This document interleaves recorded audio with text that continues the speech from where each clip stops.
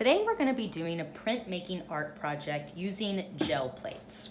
Now, if you've never done printing before, printing artwork is sort of like stamping.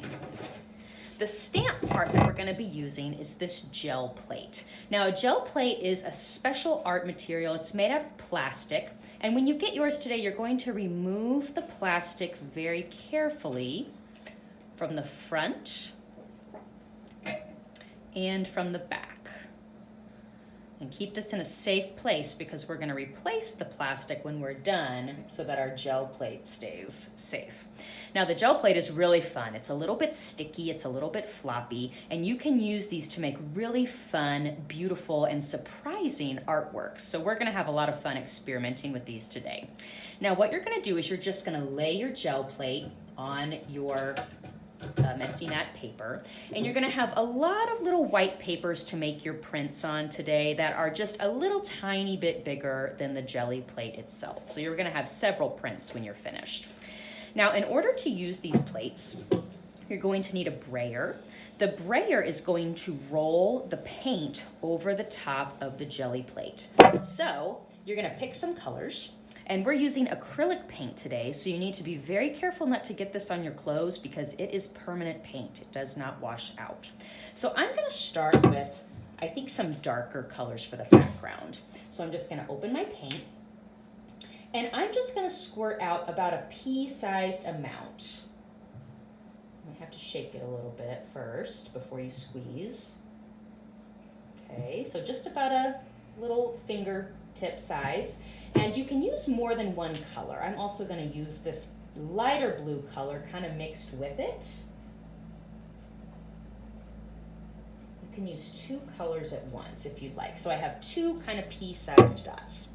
Now I'm going to use my brayer to roll and spread this paint over the entire surface of the gel printing plate. So I'm just going to very carefully kind of go back and forth. You can change directions a little bit. You basically want to kind of have a smooth, even layer of the acrylic paint.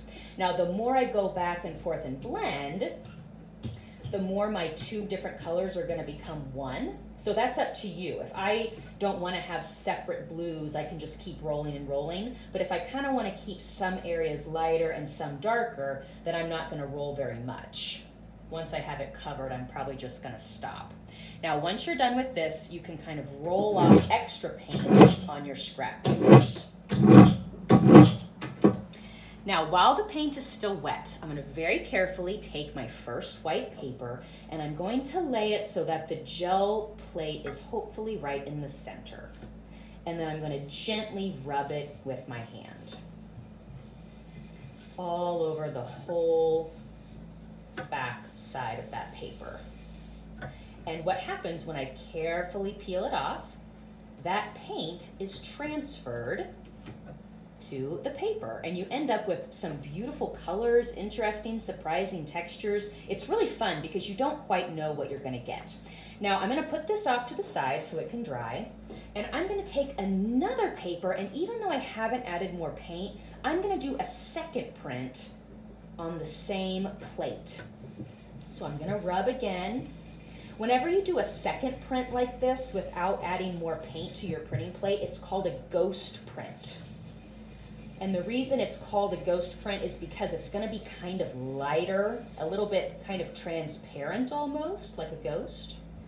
I'm going to very carefully pull that up.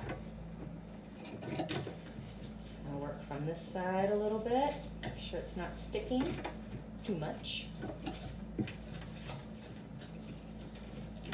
And you can see that gives you kind of a different look. It doesn't have as much color, but when I layer other things on top of this, this could end up looking really cool. So I'm going to set this to the side too, to add more to later.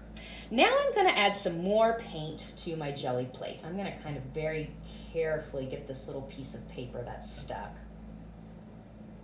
I don't want to damage the surface of my jelly plate, but I am going to try to get that little bit off. There we go. And now I'm going to try some different colors. I'm going to do some lighter colors this time. So there's a little pea-sized amount. There's another one. Take my brayer and roll it out.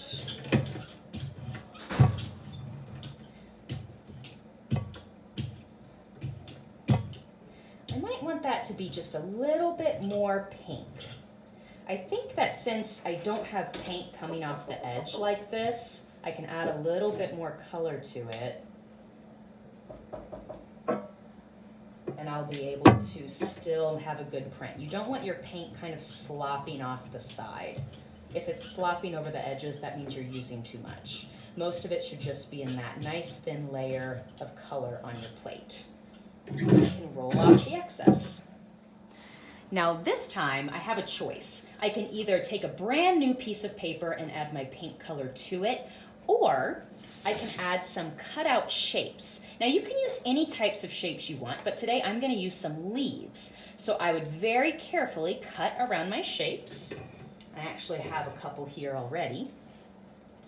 And I'm going to place that on top of my wet loaded plate. Very carefully, like that. And now I'm going to take a print that I've already made. This is kind of a dark print, and I think the light pink is going to look really good on top because it's going to contrast.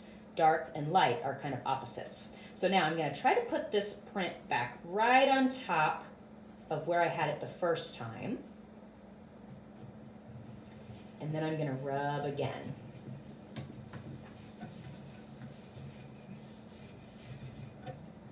Gently over those paper cutouts that I've added. And this time when I lift it up, we'll see what happens. Whoa! The paper cutouts kept the pink from coming into this area, so I have the leaf shapes on my print. Now I really like the way that looks, so I think that this one might be done. I'm going to go ahead and set this off to the side. And I can continue working on my brand new papers or on other prints that I want to layer new colors on top of. Now, the whole part of this process is you need to experiment. Sometimes I might see what happens with a new ghost print on a new paper. If I don't like a print, I might just put something totally new on top of it and it will totally change the way I feel about it. That's the fun thing about printing is experimentation. So feel free to just have a lot of fun today with your gel plate. Now when it comes to cleaning up today, you're gonna have a few different supplies to fix up your plate.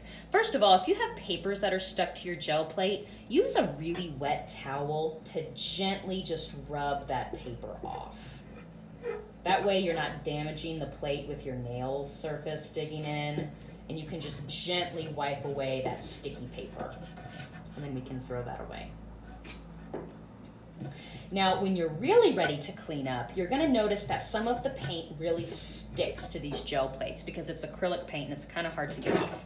So if you can't get it to all come off with water, which this is actually working pretty good on my brayer here today, you can also use a wipe with some special alcohol solution on it, sort of like hand sanitizer or baby wipes sometimes have the right type of solution on them. So I'm just gonna take a wipe and I'm gonna very, very gently take my plate and make it as clean as possible. And it might take a few seconds of rubbing to get that paint loosened up. Now only the front side should have paint on it, so you won't need to worry very much about the back. And I'm just gonna keep on rubbing until all of my paint has been removed. Now I'm doing a final wipe down of my plate to make sure I've removed all the paint that I can. A final wipe down of my brayer.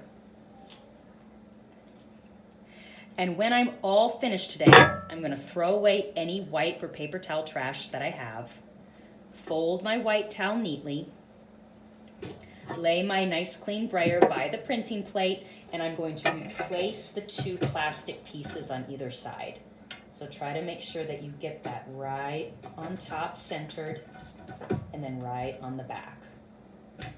The last step is closing our paint bottles, and then we're all cleaned up.